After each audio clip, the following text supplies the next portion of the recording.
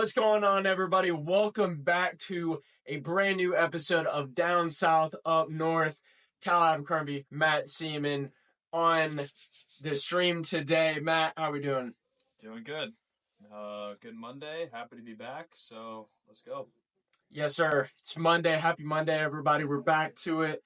Huge news for the Athletic Alert coming in hot. Guys, this happened literally last night, early this morning. Late last night. Late? Was it late last night? Yeah, it was right before I put my head on my pillow. It was like 11:30. I went to bed and I got like a phone just started like buzzing out of its mind. And I was like, whoa, this is big news. I have an old man schedule, I guess, because I was sound asleep. But Kentucky basketball head coach John Calipari has left the program. This is huge news. He's out. But he went to a SEC rival, the Arkansas Razorbacks. This is huge because for the entire time I've been into sports, John Calipari has been at Kentucky. So just to give you guys a little facts and run you up to speed, Calipari will receive a 5-year contract to replace the previous head coach, Eric Musselman, who just left to take a job at Southern Cal. At this moment, I don't know what his contract is. I just know it is less than $8.5 million, which is what John made at Kentucky for the past 15 years. He's making $8 million a year. He's making $8. Okay, it is confirmed. He's making $8. I mean, it's a little bit of a pay cut, but is it really? Still making $8 million a year. Yeah, you're still making $8 million a year, so I don't really consider that a pay cut. But over this span, his teams, or I guess I won't do John Calipari's overall record. I'll just do what he did at Kentucky. 15 years, by the way. 15 years, 6 SEC titles, 12 trips to March Madness, and a national title in 2012. That's great, right? But no, if we're going recent, this previous March Madness, the one that's going to end tonight, Purdue versus UConn, make sure you tune in. This was Kentucky's third straight early exit in the tournament. Lost to Oakland this year, St. Peter's last year, and Kansas State the year before that. So they haven't made the Sweet 16. That is just so crazy to me. Years, Kentucky. And just one last of information before I pass it on to Matt to advance the story. Calipari has coached 26 NBA players that are currently in the league right now. That is the most by any coach out coaching right now. Just a couple names: Devin Booker, Cat, SGA, De'Aaron Fox, John Wall, and DeMarcus Cousins. So he's a great coach. He knows how to coach NBA superstars. But can he take all that success from Kentucky and transfer it to Fayetteville, Arkansas? That's actually funny you say that, because I didn't even realize. I guess I just didn't know where Arkansas, what conference they played, but they are a rival. But you don't hear basketball when you think of Arkansas. I mean, hell, you barely think of football when you think of them. But I think the biggest appealing factor of this move for him is that he's going to have a $5 million NIL budget when he goes to Arkansas, which I think that's huge. Yeah, he took the $500,000 pay cut, but dude, having that much money, they're saying that could be one of the biggest in the country next year. And every single year he's recruiting those players at Kentucky. He's getting, top 5 recruiting class at season after season after season. And, they've come up short the last couple of years. There's no denying that. But I think this is a good move for him. If you're a Kentucky fan, you're waking up today in a little bit of shock and confusion. But overall, I think you're relieved. It's okay, maybe it is time to move on and get, I don't know who's in the running for the coach. Some are saying Billy Donovan from the NBA. There's a couple college coaches out there that could possibly take that job. But as a Kentucky fan, I think you're a little bit relieved that Calipari's gone. And if you're an Arkansas fan, I mean, you can really only have optimism from here on out. Yeah, if I'm an Arkansas fan, I'm excited because you know what John Calipari could do to a program, how high he could take them. He could coach NBA players, get them ready for the draft. I think most stuff importantly, like that. he's a leader of young men. I mean, there's a yeah. lot of stories out there. If you go and you do your own research, that guy he's actually changed lives, and he actually cares about, growing young men, not into NBA players, but just into men in general.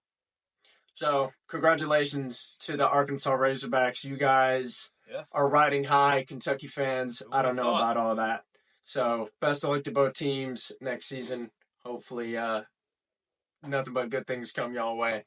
All right, Matt, get us into the next segment here. Yeah, so over the weekend, a little bit of NBA news. Playoffs are coming, but they announced the Hall of Fame class for 2024.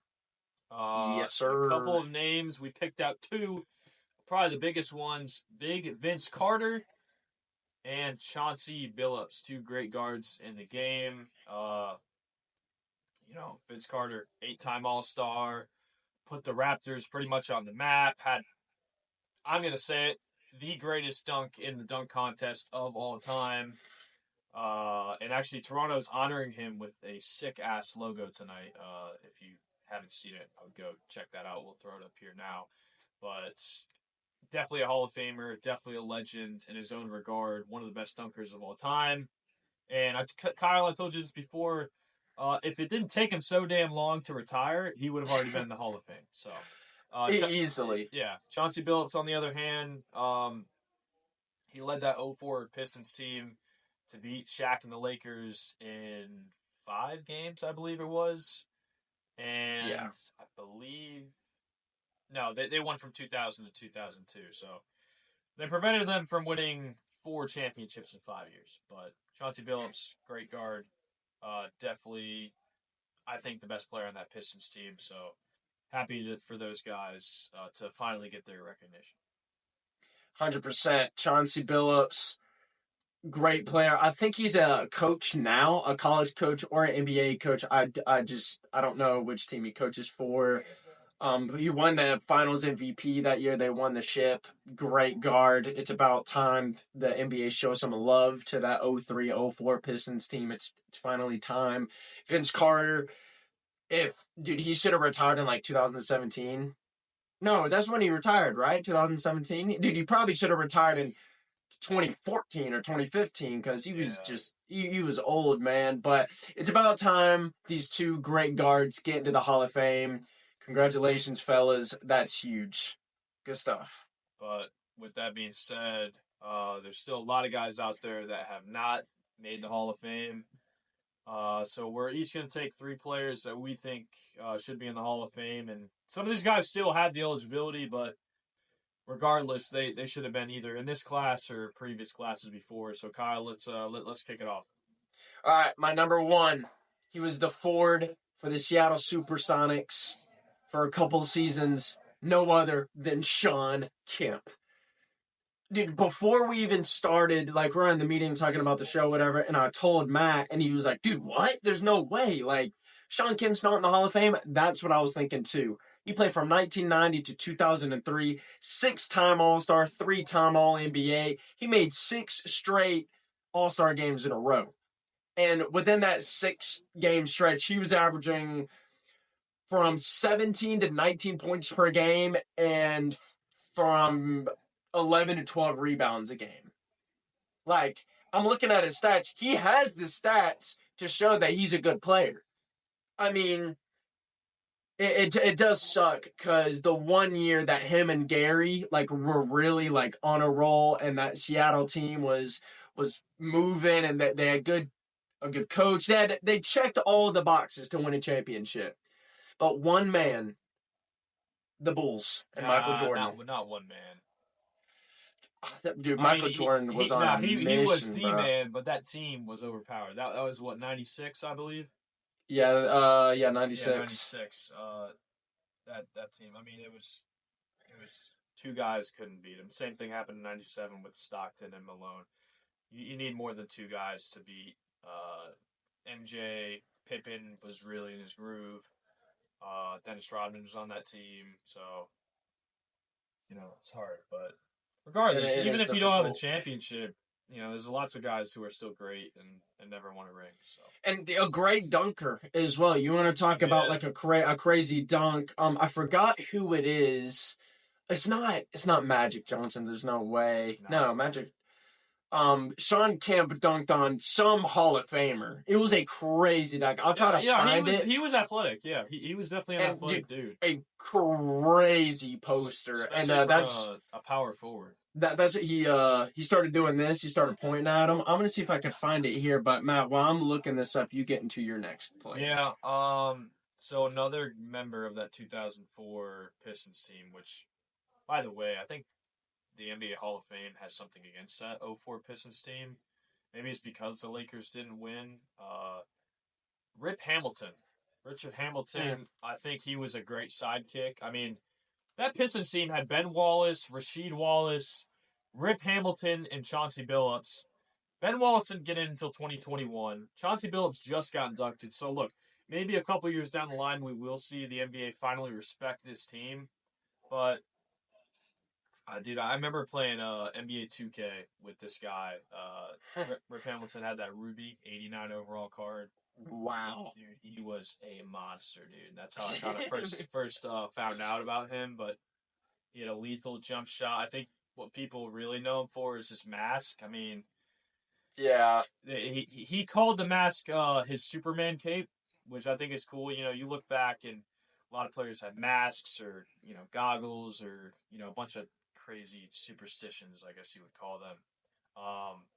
But he actually broke his nose twice in the same season, and he also broke it in 2002. So he went like 3 years and broke his nose like 3 times. But defensive efforts, really the identity of that Pistons team was, playing bully ball. With Ben Wallace down low and having the rest of the guys play that defensive outing. That's really how they stopped Shaq and the Lakers from, getting another ring. But I mean, he scored 17.5 points and, led them to only 54 wins, and they kind of made some noise in the playoffs and eventually won. But I think he's a great player. He came up clutch, in a lot of games late in the playoffs. So, NBA, you got to do your thing and induct this guy to the Hall of Fame.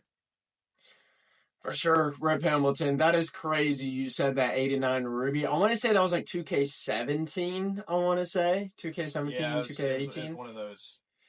Dude, that card, absolute butter. That jump shot, dude. It was just green light after green light, and great player overall. Like when you think of players wearing the mask and just going crazy, Rip's up there. Kyrie, Kobe Bryant, LeBron.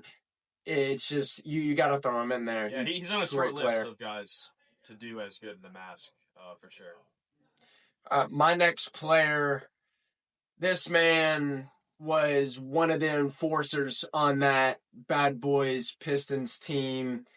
I gotta go Bill Laimbeer here. I trust me, I do not like Bill Laimbeer because I think he's kind of a bitch. Bad Boys.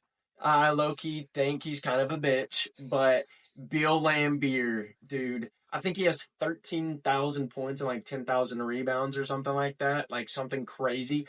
4-time All-Star, 2-time NBA champ.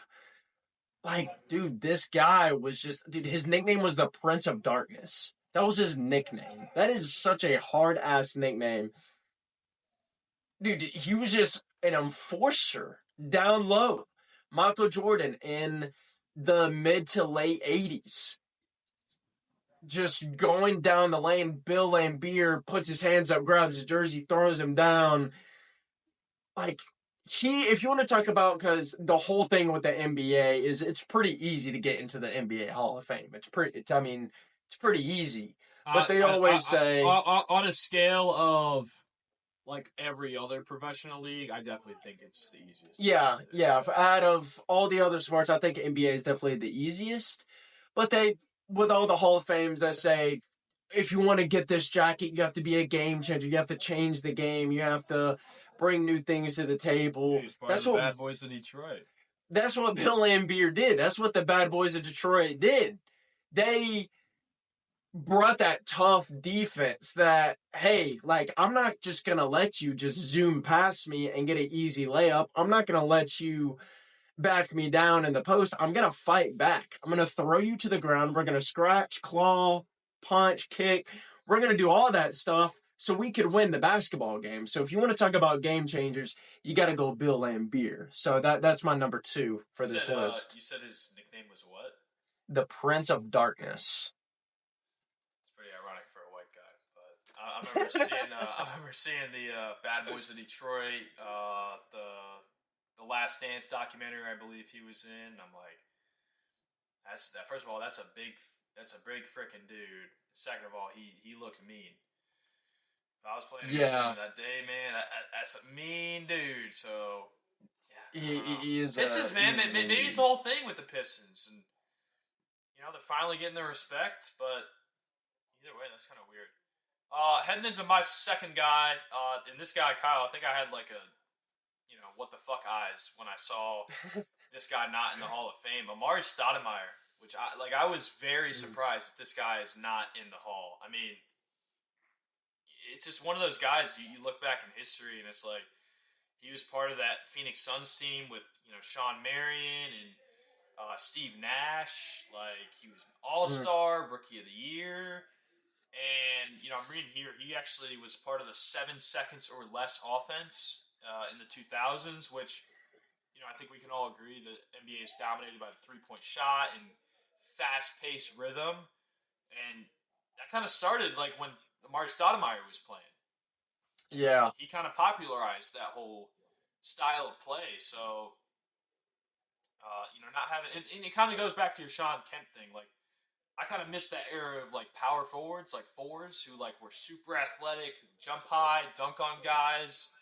Whereas now it's just, if you can't shoot the three-pointer, then, you're not really good for power forward in the thing. But, I mean, stats were great. He's multiple-time All-Star, played with Steve Nash, who won MVP. I mean, that was a great team, and I think a team that's often overlooked in NBA history. So I'm confused. I mean, he averaged 21 and a half, for 8 years, 9 rebounds, over 50% shooting. So look, I get it. He's not a NBA champion, but he did a lot for the league, which I think is a big part of making it to the Hall of Fame. And who knows? Maybe next year the Hall will invite Stoudemire to their class. He had a great career, like you said, great stint in Phoenix, and I don't think we even mentioned what he did in New York with Melo, and bro, he was a huge part of all of those teams. He was a huge reason why those teams won as many games as they did, and it's crazy that the league just isn't recognizing what he could do. So that one actually, that's a head scratcher for sure. My last pick. This one I had to do a lot of research for and go all in. I'm going with Kevin Johnson, the point guard for the Phoenix Suns. He played from 1988 to the 2000, 3-time All-Star, 5-time All-NBA, and 1988-89 Most Improved. Okay, this is what's crazy to me. Steve Nash, great Hall of Famer, one of the greatest Phoenix Sun point guards of all time. Not only did Kevin Johnson average more points, he averaged more assists than Steve. In 4 years, I'll do his three best years. So his best years were 1989, 90, 91, 90, 91, 91, and 92. He averaged 22 and a half points and almost 12 assists a game. 22 points, 10 assists a game. 20 points, 11 assists a game. Like, dude, this guy was doing it all. He's averaging 3 to 5 rebounds. Like, bro, that's just so crazy to me. Steve Nash, one of the greatest point guards of all time. His MVP season. Yeah. Kevin Johnson had that season 4 years in a row and didn't even sniff the MVP voting. I mean, He was 8th in 89. He was 7th in 90-91, and he was 15th in 91-92. That is just and that was before MJ's prime. So it's kind of like, all right, dude. Like MJ wasn't even at his peak yet. It's not like he was taking it every year. I mean, I will say probably 91, 92. That's when like Jordan was actually. I think that's Jordan's peak or one of his that's. Yeah, at least when it started. Sure. Yeah, when it started, but still, like 15th in MVP voting. Right. That's just crazy to me. Numbers, yeah. Like, bro, he's a 5-time All NBA. Like, what do you mean here? I mean, yeah, he doesn't have the championships, but like, that is so crazy to me, dude. He averaged more points, more assists than Steve. I think he averaged more than Jason Kidd. I think he averaged more than all those great Phoenix Sun point guards that went through Phoenix. So Kevin Johnson's my last pick. NBA, y'all got to do something about that shit, bro. That's just crazy to me.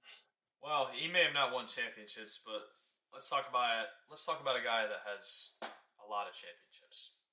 My final guy has more rings than Sir Michael Jeffrey Jordan. Robert Horry. Jeffrey. 7 NBA championships, and he's not in the Hall of Fame. Now, I will admit, I was doing a lot of research here, and I pulled up his numbers, and I was like, all right, this dude's career averages are not great. Based strictly on statistics, it doesn't help his case whatsoever. But I mean, you just said for Kevin Johnson, he had the best numbers in the world. He's still not in the Hall of Fame. So that's crazy. The NBA needs to come out with like a criteria list. I think like a broken down structure of like, all right, what really helps you get into the Hall of Fame? Because if 7 championships doesn't, and all those numbers don't, like, I don't really know what does anymore. But Big Shot Bob was his nickname. Made a lot of clutch shots. 3 with the Lakers, 3 rings with the Lakers, 2 with the Spurs, 2 with the Rockets. Like, this guy had like a 10-year stretch where he kind of like was part of dominant teams, and yeah, you can argue he was just a role player, but he made clutch shots. Made over 700 threes, almost 800 in his career. He could shoot the basketball. Even Shaquille O'Neal, came out and tweeted like, this guy should be in the Hall of Fame. So, I mean, dude, like Shaq wouldn't have 3 rings. Well, I guess I shouldn't say that. Shaq definitely earned those rings. He was the highest scorer on those teams. But about role players in the NBA, I mean, there's a lot of role players in the Hall of Fame. List goes on and on and on. But to not have a guy with 7 rings, I mean, that's probably in the top 5% of guys with the most rings of all time. Is there any other NBA player that has 7? I know John Havlicek, I believe, has 7, but Bill Russell too. I know. A lot of those guys played for the Celtics in like the '60s. So yeah, I mean, now we're talking '90s and early 2000s, where the league actually has athletes, not plumbers and shit like that. So I don't know, dude. Like this dude was a crucial part on every team he was part of. Like, being a 6th man is very important. Look at Manu Ginobili from the Spurs. Like, they're not getting those rings without guys like that. And especially with a guy who, made big-time shots and is still not in the league. I don't know. NBA, do better.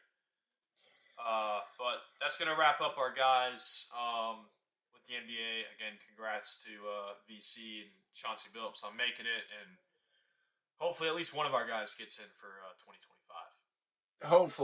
Hopefully. With all those resumes we just spilled out, then one of them got to make it, right? One of them. All right, moving on to the last segment of the show. It's another week of our prospect rankings. All right, starting it off, we're doing D1 this week. I got to go, my Bulldogs. I'm going Charlie Condon, baby. This dude is a absolute stud. Batting .458. That is the 3rd highest batting average in the nation. 20 home runs. Number 1 in the nation. Bro, and what's crazy is this guy's a redshirt sophomore. He's a red shirt. What? You look at MLB like the draft, the mock drafts. A lot of people have this guy going to one for sure, bro. He's 6'6". That's crazy. Dude, he's like an Wow. Aaron Judge build. He's like 6'6", 215. I mean, you got to put on some more weight, but like, good lord, dude, this guy is a absolute unit. So what is he? 21? No, dude. We're actually, both of us are actually older than this dude. That's crazy. He's 20. Wow. Yeah, that's even Wow. crazier. A dude younger than me and Matt is batting 458. And, oh, good lord. This guy, dude, he just gets better every year. I mean, I was looking at his stats earlier today. In the offseason, he goes down to Florida. He plays in collegiate summer leagues. He just gets better and better and better each year. This guy, I mean, I've really said everything else about him. Just whoever has the number one overall pick coming up in this draft, you're going to see them pick Charlie Condon. So be ready. That's a big name. Probably better than my guy. But, Jersey's known for high school baseball. I do know that. College, it's been a little bit of a different story. But this week, I'm going to give the catcher some love, Kyle. I'm going to go with Princeton catcher Jake Bold. I'm not going to lie, the name was kind of appealing. But again, we're going to be doing this every week. So, having the number one guy on the prospect rankings, that's one thing. My guy, his last two series, he's on a 6 straight game streak with a hit in every single game. He's batting .322, which is, I think, roughly above average. Kyle, you could probably talk to that. He's got a home run in that stretch, a stolen base, and his fielding is next to perfect. I guess he's a catcher, so if you're not doing that, then what are you doing? But limited errors. This guy is having a really good April stretch here in the start of the month. So that's my prospect ranking of the week. Honestly, his numbers are pretty solid. I've always said, and I've just played baseball my entire life, the catcher is the quarterback. They're the only player that could see the entire field. They could see everything going on. So not only is he doing his job hitting wise, you said he's hitting .322. He has a bomb. He's scoring and for his team. Base for a catcher. And catchers are big boys. They're not really known for their speed. So the fact that he's still on a base, that's pretty damn good. Mean, he weighs 190. Yeah, I guess catchers just have that stereotype of being on the heavier side, and getting to the fielding, that's probably the most important part. The catcher, there's a lot of pressure on you. Not only, again, I've seen this happen a lot, and it's huge. 0-2 to the hitter, and they swing and they miss, but the catcher drops the ball and it hits the backstop, and they overthrow the first baseman. That's bad news, brother. That's not good. That's a strikeout for the pitcher. Or if they're trying to steal second. Or trying to steal second, like stuff like that. So you gotta go over the pitcher at that point. Yeah. So the fact that he's doing his job offensively and defensively, Matt, I think that's a really solid pick for this week's prospect rankings. And he's got a sick name. Yeah, Jake Bold. What a badass name. That's pretty cool. All right. Ladies and gentlemen. Yeah, that's going to do it for today's episode of Down South, Up North. Yes, sir. And I just want to say, me and Matt really appreciate you guys showing some love to the Instagram page, going on me and Matt's socials, just smashing the like button, hitting the follow on the new account.